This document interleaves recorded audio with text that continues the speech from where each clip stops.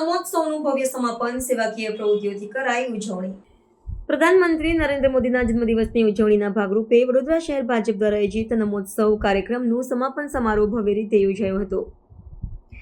આ કાર્યક્રમમાં ભારતીય જનતા પાર્ટીના પ્રદેશ ઉપાધ્યક્ષ શ્રી ગોરધનભાઈ ઝડફિયા, વડોદરાના સાંસદ ડોક્ટર હેમાંગ જોશી, શહેર ભાજપ પ્રમુખ, ધારાસભ્યો અને અન્ય પદાધિકારીઓ સહિત મોટી સંખ્યામાં કાર્યકરો ઉપસ્થિત રહ્યા હતા। નમોત્સવ અંતર્ગત સેવાકીય પ્રવૃત્તિઓ, રક્તદાન શિબિર અને સાંસ્કૃતિક કાર્યક્રમો જેવા વિવિધ આયોજનો કરવામાં આવ્યા હતા, જેનો મુખ્ય હેતુ જનસેવા અને સામાજિક ઉત્થાનનો હતો। આ પ્રસંગે ઉપસ્થિત મહાનુભાવોએ પ્રધાનમંત્રી નરેન્દ્ર મોદીના જીવન અને તેમના નેતૃત્વમાંથી પ્રેરણા લઈને રાષ્ટ્ર નિર્માણમાં યોગદાન આપવા માટે સૌને આહ્વાન કર્યું હતું।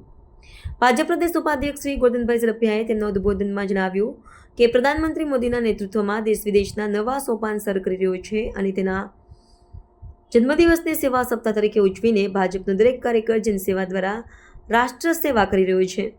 સાંસદ ડોક્ટર હેમાંગ જોશીએ વડોદરાના વિકાસ માટે કટિબદ્ધતા વ્યક્ત કરી અને નમોત્સવના સફળ આયોજન બદલ શહેર સંગઠનને અભિનંદન પાઠવ્યા હતા।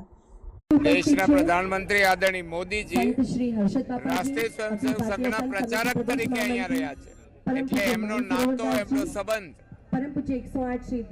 એ પ્રચારક જીવન સાથેનો એ વખતનો એનો સંબંધ આજે પણ અકબંધ છે। મલ્ટીમીડિયા શો દ્વારા એમના જન્મદિન દિવસ પહેલા જીના જીવન વિશેની પ્રજાને પ્રેરણા મળે એ માટે વડોદરા ચેમ્બર ઓફ કોમર્સ અને સાંસ્કૃતિક સમિતિ દ્વારા આ કાર્યક્રમ બન્યો છે।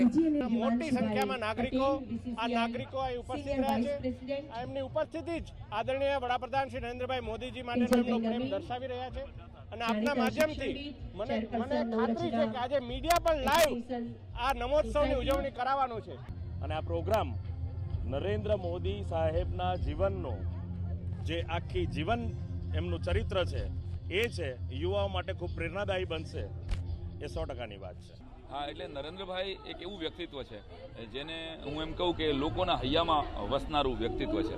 તો અમે આની અંદર એમની જીવનની જર્ની, એક ઇમોશનલ જર્ની બતાવવાની અમારી કોશિશ છે કે એને નાટ્ય દ્વારા, સંગીત દ્વારા અને ડ્રામા દ્વારા રજૂ કરવાની કોશિશ છે।